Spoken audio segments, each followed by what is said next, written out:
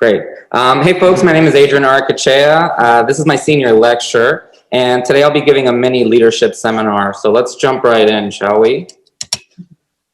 All right, so this question is for you folks. What are characteristics of a good leader? Somebody. Sophia says good listener, so does Chris. Huh? Somebody who listens. Communicator. Good communicator, excellent. Open feedback. Open feedback, I like it. Emotional intelligence. Patience, emotional intelligence, fantastic. You got lead by example and Organizational talent. Lead by example, good role model, organizational talent, fantastic. All right, so I'm gonna move on. So great, these are all correct. Leadership is a complex role, a complex task. So today I wanna focus on two aspects of leadership, one being tools for managing teams and the other being a discussion of emotions and emotional intelligence.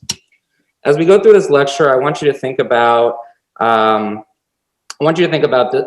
this stuff applies to what you already do and what tools you might wish to explore. Every one of you is currently in a leadership role in one shape or form, from the medical student to the most senior attending. So my goal is to have you thinking more like a leader by the end of my lecture.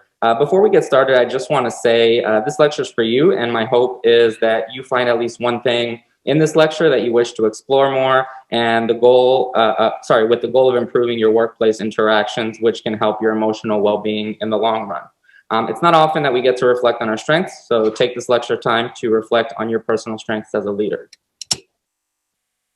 All right, so first I just want to simplify what is a complex environment that we work in and how that might affect interprofessional communication. So in 2018, some qualitative researchers sat down with focus groups of EM residents at Mass General Hospital to assess resident perceptions of barriers and enablers to interprofessional communication.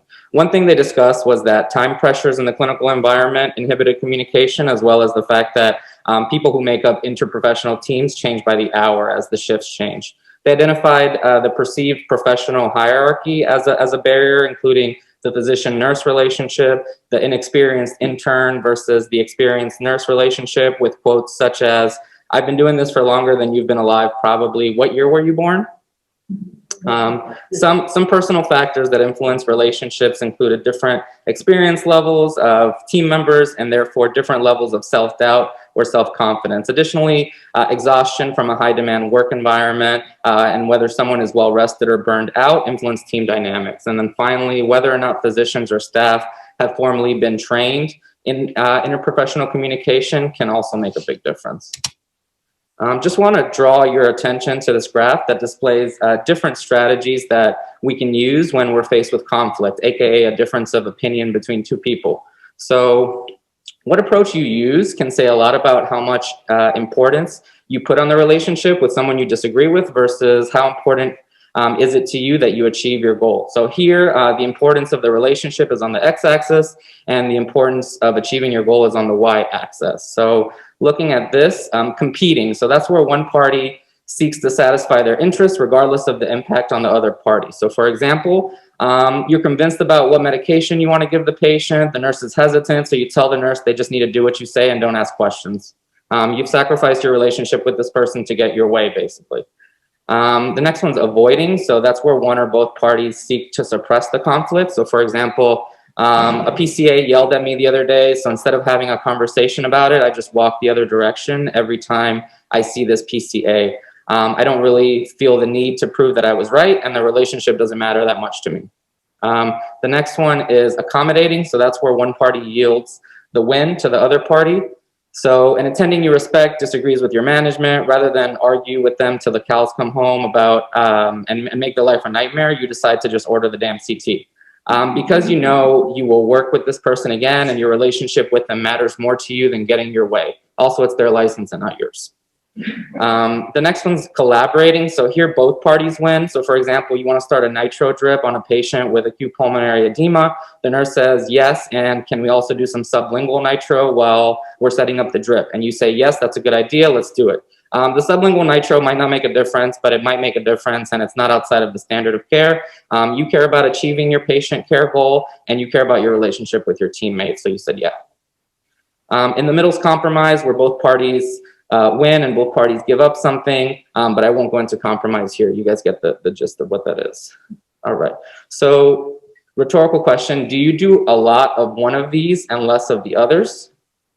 These are tools in your toolbox that you can approach a conflict differently depending on what is at stake. And when you're in a conflict, think about how important it is to you to achieve the goal that you're in favor of versus how important is the relationship with your teammate. All right. Next, I'll go over some manager styles. So I just want to be clear, these are not personality types. These are approaches anyone can use depending on what the situation calls for. And you might be switching between 2 or 3 of these approaches during one clinical shift. All right. The first style is the directive manager or the micromanager. So the objective is to obtain immediate compliance from your employees or your subordinates or your teammates. It's the do as I say, my way or the highway approach. The manager keeps a close eye on their employees or their teammates and their every move, and the manager motivates by making threats. The advantages are that the manager is in full control of the team's direction. There's more focus and order on how things are done, and the manager is always kept in the loop. However, the disadvantages are that micromanaging promotes very little learning, and it's difficult for your teammates to have high morale when you manage this way, and it's exhausting for the manager to be notified about or involved in every part of the process. However, this style is good in times of crisis, such as a mass triage situation when something big and unexpected happens. All right, the next style is the authoritative manager or the visionary. So the manager's goal is to provide a long-term vision and direction to the teammates or subordinates, and then they step back and let the team do its thing. The manager makes clear that what the vision and direction should be. The manager's style is firm but fair. The manager motivates through persuasion, providing feedback on tasks, and they should have a high level of credibility in order to command the respect and cooperation of their teammates. The advantages of this style include giving teammates a sense of freedom to perform in a way that's comfortable to them. The team members are aware of their performance and progress at all times through feedback, and there's a clear focus and direction, and this style is good for self-esteem of your teammates. The disadvantages, however, include that team members may become complacent, feeling that they can do whatever they want as long as the end goal is achieved. It also might give the impression that the manager is too hands-off or doesn't care about how the teammates are working. This style works well when the team does not have a clear direction and when the manager has a lot of credibility and rapport with the team already. All right, next is the affiliative manager. This is a management style aimed at creating a harmonious relationship in the workplace, particularly between the manager and the rest of the team, but also among other teammates. This is the people pleaser. So this type of manager puts people first, even above the tasks that need to be accomplished, and the manager focuses on avoiding conflict and sees that everyone's happy and satisfied. The advantages of this are that this can be used alongside other management styles. It reduces the pressure on individuals and it emphasizes conflict management. It also tends to lift the team's self-worth. The disadvantages include that your teammates might become complacent about their performance. It requires the manager to spend a lot of time with their teammates to make sure that, that they're satisfied. And then finally, team members who are performance-focused or task-oriented might be disincentivized by this style. However, the approach is good when a team doesn't have the spirit of teamwork already or when there's animosity among teammates, and it's good when used with other management styles or if the tasks performed are routine and don't really require top-notch performance. All right, next is the participative manager or the democratic manager. So the goal here is to establish a consensus and build commitment from the team. So this is when we want everyone on board for something. The manager is willing to listen to everyone's opinion, encourages their teammates to participate in the decisions being made, and motivates people by recognizing and rewarding the team effort. The advantages are that it builds and maintains trust in team relationships, it encourages cooperation among teammates, and it helps them feel important. And finally, it takes some of the burden off of the manager because the decision-making responsibility is shared with other members of the team. Some disadvantages include that progress is often slow and this particular style demands a lot from the manager. However, the approach is useful when we need to brainstorm, when the work environment is steady and not subject to upheavals, when your other teammates are experienced, for example, in the administrative setting, this might be useful. The next style is the coach or the mentor. So this style aims to contribute to the long-term professional development of employees. So the manager focuses on developing the teammates or the subordinates. The manager is willing to help and provide subordinates opportunities for professional growth and development, and the manager is usually experienced and expected to be an expert and highly experienced. The advantages of this style are that it's a good way to develop a bond, and it encourages a desire to learn, and teammates have a greater tendency to feel proud of their achievements. However, the disadvantages include that it might promote unhealthy competition between teammates who might compete to look good in front of the coach or the mentor. Also, the manager needs to have high credibility or this won't work. This style is useful when employees or teammates need instruction or training, and when employees are motivated and keen to develop and improve their skills and competence. So the last style is the pace-setting manager. So you can see this with some of our senior residents, actually. The goal is to outwork everybody so others follow your example. The manager prefers to do many things themselves. They expect their teammates to be able to pick up where they left off, and they motivate by setting high standards of excellence. The advantages are that the team feels free to demonstrate their own skills and competence.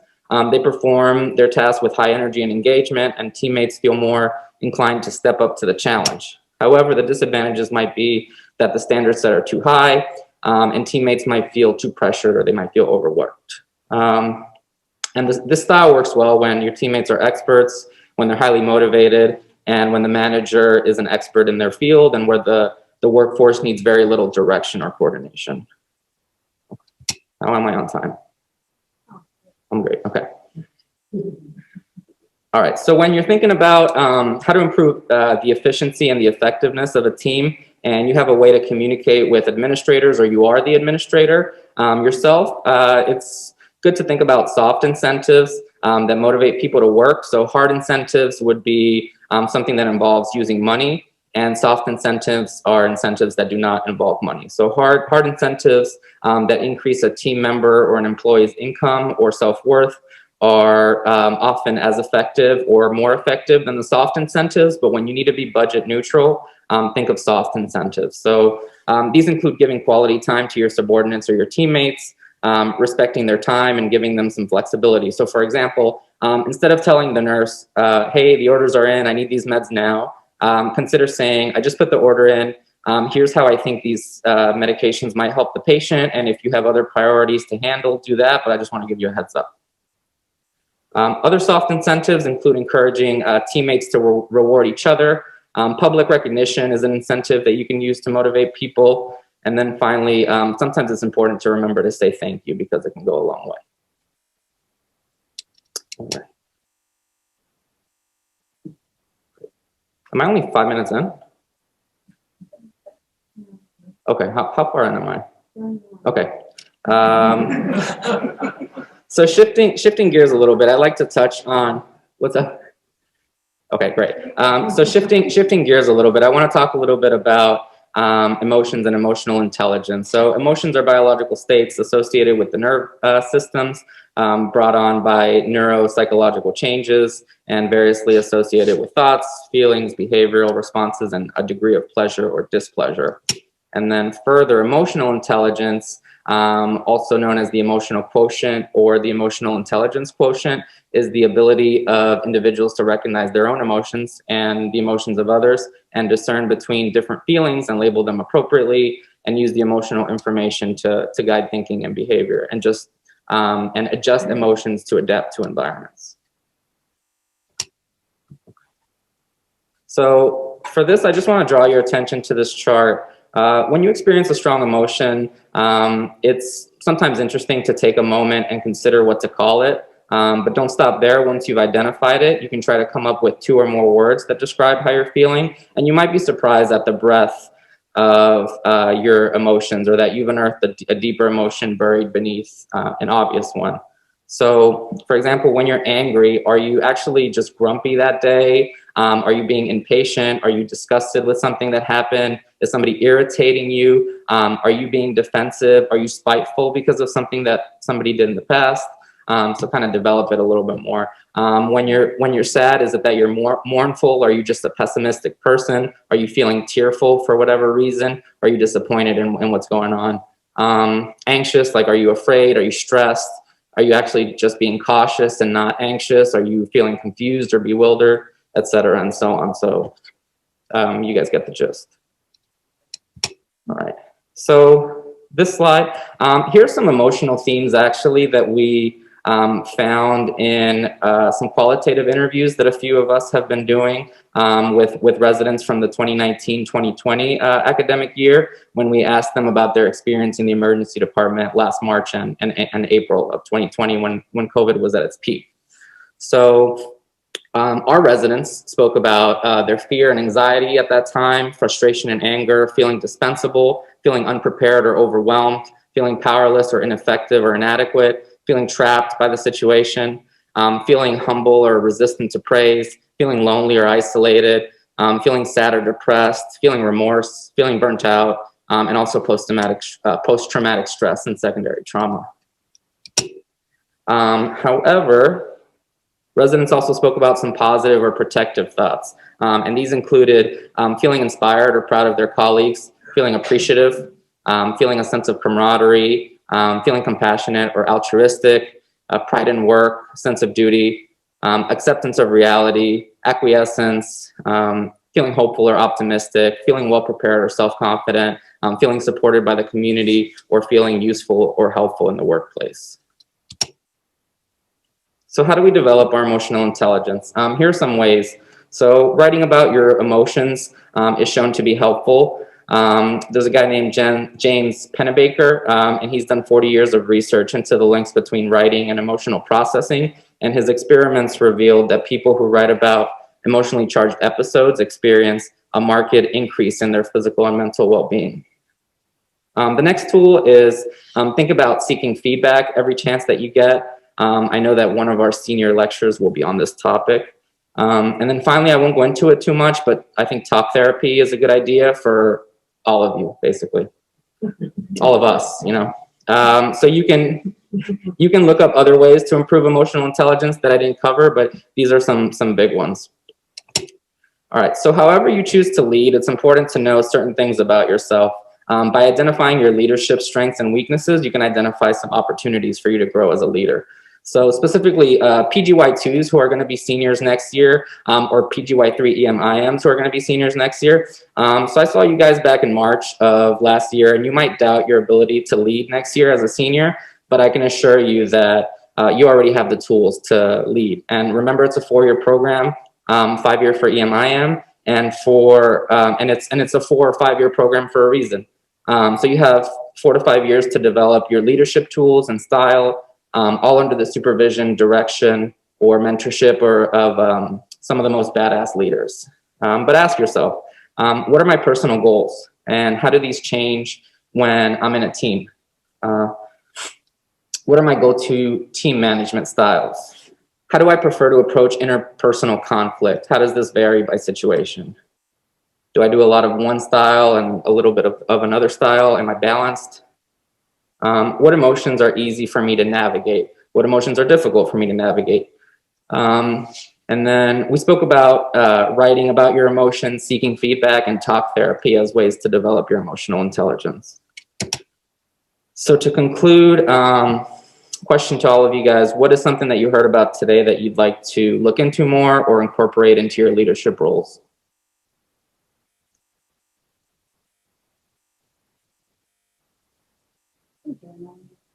Sophia said journaling. Trevor said purposeful use of style. Okay, Trevor said purposeful use of styles. Excellent. I like the idea of asking for the deeper emotion. I really resonated with that point. Okay, Ben resonated with thinking about what is the deeper emotion behind some of these kind of more superficial, easy to go to emotions. I like the idea of like using more like positive feedback. Like it doesn't have to go to like this conversation about the things that you have to improve, but just go back again and say all the things that the other person did today. You put them forward and just create more resilience. Okay, Okay, so Dr. Camacho is supportive of providing more positive feedback and not necessarily just criticizing, but also providing some information on what somebody did well. I agree. We could be better at bidirectional. Dr. Willis says that we can be better at bidirectional feedback. I like that. I heard the residents, and as I asked the residents about feedback for myself, I feel that it's very difficult for them to start a conversation before they're used to it. So I encourage them, if someone asks you for feedback, even attending, so if, of course, always respectful of other people do, but just do it. Let's see how it goes, and talk like adults, and, talk about it. It's gonna be way better for them. Either also, because sometimes you don't feel that that is affecting the communication of the students. So Dr. Camacho says that oftentimes when she or other attendings ask us for feedback as residents, it's hard for us as residents to come up with feedback, but she encourages us to actually give feedback because it helps the entire environment. It helps us as resident leaders. It helps our attendings as resident leaders as well. Dr. Silverberg? Great job, Adrian. This is one of the topics that I like on nationally. I really like it. I think that one of the big things about our program is we encourage leadership so much, which is why a lot of our grads go into leadership positions. One of the things I notice a lot of is when you get feedback, you tend to just dismiss the positive feedback and only look at the negative and like harp on it. And I think this is one of the things that leads to burnouts in our profession and in our workplace. Take that positive feedback, look at it, and really take it to heart. And like, what do you do well? You deserve the feedback. You guys work really hard, and you deserve this stuff. There's nothing wrong with trying to grow from the negative feedback, but acknowledge and like accept the positive feedback too. It's super important to your well-being.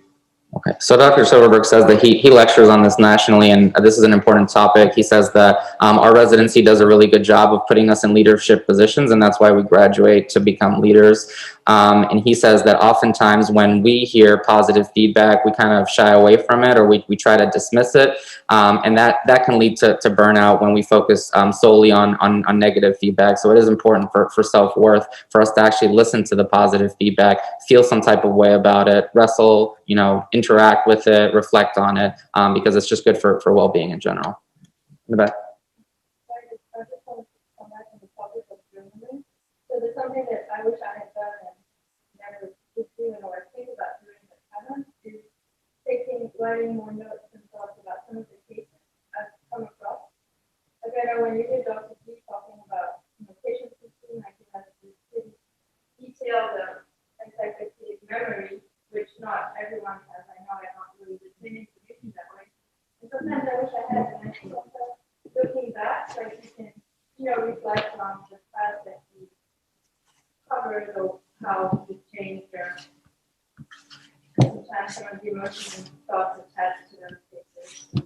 Okay, so just making sure to reflect on some of your cases, and I totally resonate with that. I don't. I'm somebody who doesn't remember, a lot of minute details about a lot of my patients. So it is important in those situations to journal so that you can remember interesting patients that you saw, how you worked them up, what you were thinking at that time, and also how you grow as a clinician. Yeah, I totally resonate with that. There's just a couple in the chapters. Praise was one that giving praise. And then Stephanie said, asking for more feedback, reflecting, debriefing on how to interact with others in stressful situations. Excellent. Okay, great. So thank you to my wonderful classmates, co-residents, attendings. Thank you for your leadership over the last four years.